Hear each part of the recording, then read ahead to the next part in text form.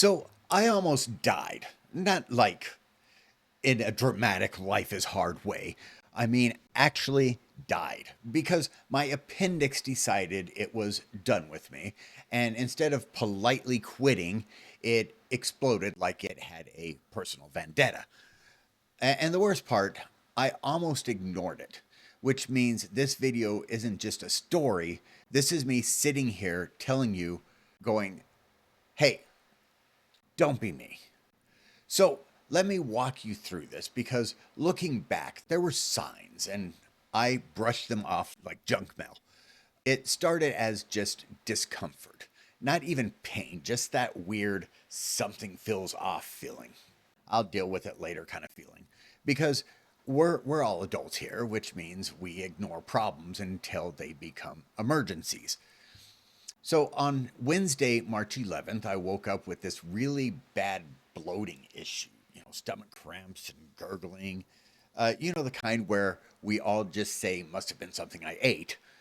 Pain was somewhat uncomfortable, but nothing I couldn't handle because, me being Superman and all, I have a really high tolerance for pain. I mean, I just had rotating cuff surgery, which is why I've been out, not posting and so forth. I've been dealing with that for about 15 years, so I finally decided it was time to get that taken care of. So off to work I go. And then it escalated, slowly at first, then not very slowly. Pain, sharp, consistent, just below the belly button, and then it moved over to the lower right, where the appendix live. That kind of pain that doesn't let you focus on anything else. And even then, I still hesitated because my brain went, it'll pass. Spoiler alert, it didn't pass. It ruptured. I remember the moment it happened.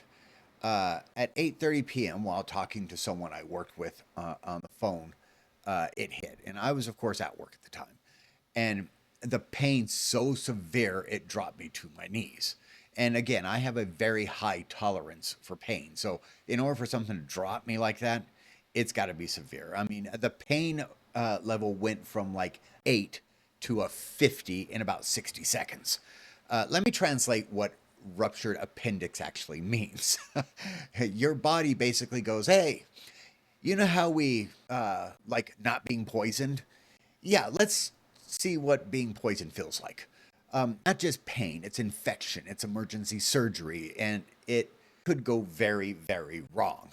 And sitting there in that moment, you realize something really uncomfortable, that you're not invincible. So I called my roommate, asked him to come get me because it would appear I would rather die than to pay for that damn ambulance bill. So I worked another hour and a half using one of my associate's boyfriends as a walker. I put tennis balls under his shoes, and so they look like a good walker. All because damn it, stop working, death first. I guess you could say I almost got my wish there. So at 10:20, we show up to the ER, Tucson Medical Center. I come rolling in on a wheelchair, the pain getting worse with every breath. I started checking in, and this is when I realized just how serious this had become. I told them where the pain was, and before I even got completely checked in, they rolled me to the room so they could get my vitals and such. So my roommate had to finish up checking me in. As the nurse was getting my vitals, someone stopped by and said they would have my bed ready in 5 minutes. And for a brief moment, I thought, wow, maybe they realize I have over 1,000 subscribers on YouTube and I'm getting the VIP treatment. No, seriously, I didn't have a camera, so that wasn't the reason. I can assure you of that shit. I just realized how serious things were. I go out to the waiting room, and a few minutes later, they came and got me and put me in this room. They hooked me up to an IV drip with, from my understanding, this super duper antibiotic drip, the Superman antibiotic. This was the point I realized I could die. My Teflon armor I had created throughout my life was starting to crack. I started to cry as I thought about all the people I would leave behind and things I wanted to finish that I never got to start or complete or anything. And then, as fast as that started, I pulled myself together. Hey, Mark, remember, you beat prostate cancer's ass. You're going to beat this too. So in comes the surgeon. He asked about the pain level, where it hurt.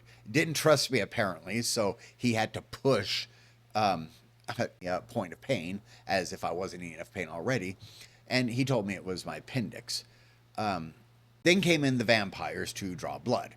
Now, when you're in the hospital, they seem to come in almost too often to draw blood, which brings me to the belief they really don't need to do that many blood tests. They're just taking blood to keep you weak so that you can't escape. Anyhow, I was taken for a CAT scan. I think that's what it was. I think at 150, I was taken to surgery.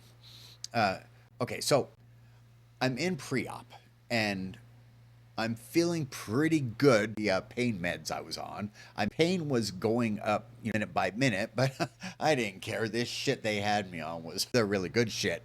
The nurse in pre-op asked me a few questions, and I can't remember them at all. Because, again, I was stoned. Then he told me to strip down to my underwear. And that's when it hit me. I was wearing a diaper from, I think it was Tykables. But anyways, I was wearing a diaper. So I told him I don't wear underwear, I wear diapers. And he asked me if it was because I was incontinent. And I said, no, just ABDL. Maybe it was because I was high on pain meds, but it came out like it was just, normal conversation. Yeah, I wear diapers. I'm into ABDL and stuff. How about you? How's the kids? Kind of thing. Here's where when I say nobody cares, he said, well, you'll have to take that off because they can't do surgery with the diaper on now, can they? And smiled. And at least think he smiled. Again, I don't know because I was on the good shit. I get wheeled into the operating room. Now, think me crazy if you want, or maybe it was due to the meds, but when we got into the room, there was a black lady there. And when I saw her, I felt more comfortable than I'd ever felt in my entire life. She had a motherly vibe to her, a smile I could actually see under her mask. I don't know, it's really hard to explain the feeling I got with her. So they put me on the operating bed and put the mask on me, telling me to breathe in slowly and deeply. And all the time, this lady's holding my hand, telling me, you're going to be okay. Next thing I know, I wake up. Later, I asked about the black lady because I wanted to thank her for her calming voice. Really helped me to relax as well as the anesthesia. They said there was no black lady in the room. So I'm taking it as just she was an angel sent to me during my time of need. I spent the next 4 days in the hospital. And they always say in the hospital, make sure you get lots of rest or plenty of rest. One, they seem to come in every hour for vitals or blood or something. Two, the damn beds are very, very uncomfortable.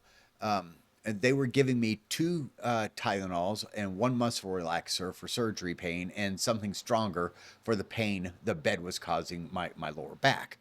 And three, for the 3 and 4 days, I was on a liquid diet. I never want to see chicken broth, apple juice, and orange or strawberry jello ever again in my life. Now, here's the part that hits me hardest. This wasn't random. This was preventable, or at least manageable sooner. Now, let's talk about something we all do. And yes, I'm calling myself out too. We ignore our bodies. We push through pain. We normalize discomfort. We delay getting checked out. Why? Because life is busy, because we don't want to deal with it. It's probably nothing.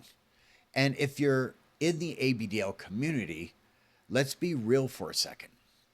We sometimes add extra layers of ignoring our bodies, staying in discomfort longer than we actually should, not hydrating enough, ignoring digestive issues, brushing off warning signs, do some pretty stupid things for the ABDL feeling. You all know what I'm talking about. Not because we're careless, but because we're human. We like to experiment with different things and stuff. And this is not me telling you how to live your life. This is me saying take care of yourself so you can keep living your life. Listen to your body. Seriously, listen to your body. If something feels off, it probably is. Not everything is serious, but the one time it is, that's the time that matters. Hydration is never an option. Yeah, everyone says that, but dehydration messes with your digestive system, your energy levels, recovery, and overall health, and it makes everything worse. So eat like your body matters. Not perfect, not diet culture, just better, because your body keeps score even when you don't.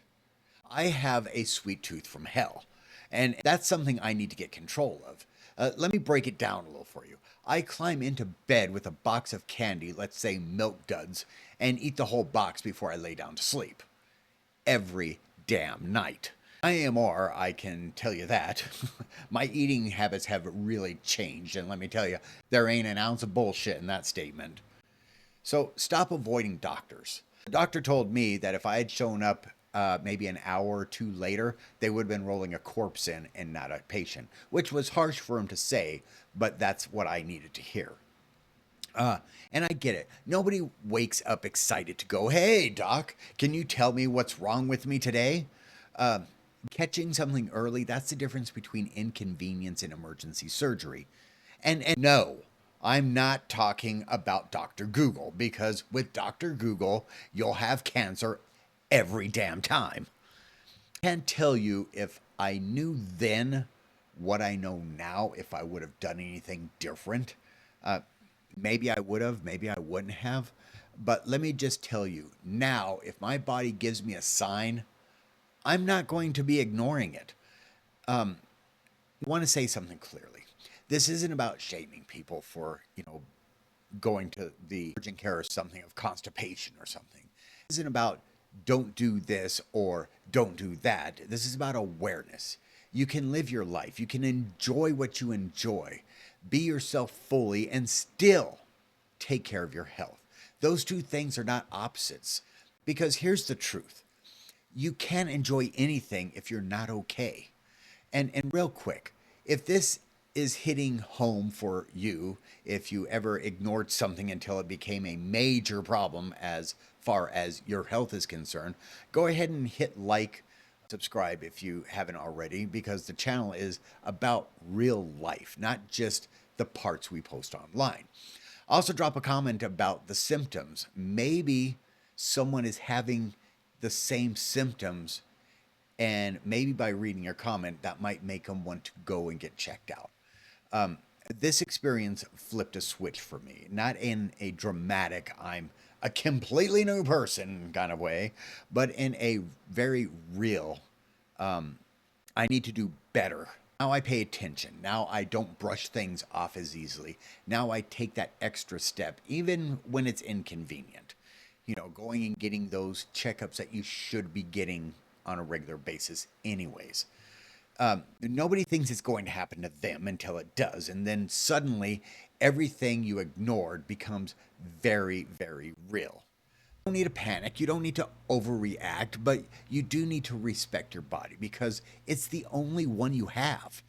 I'm not here to scare you. I'm here because I feel I got a second chance to say this. Pay attention. Take care of yourself. Don't wait until your body forces you to deal with it. And if you ever had a moment like this, drop it in the comments because I guarantee you, you're not the only one. So there you have it. That was my near-death experience. Remember to like, subscribe, and comment. And until the next time, stay little, stay happy.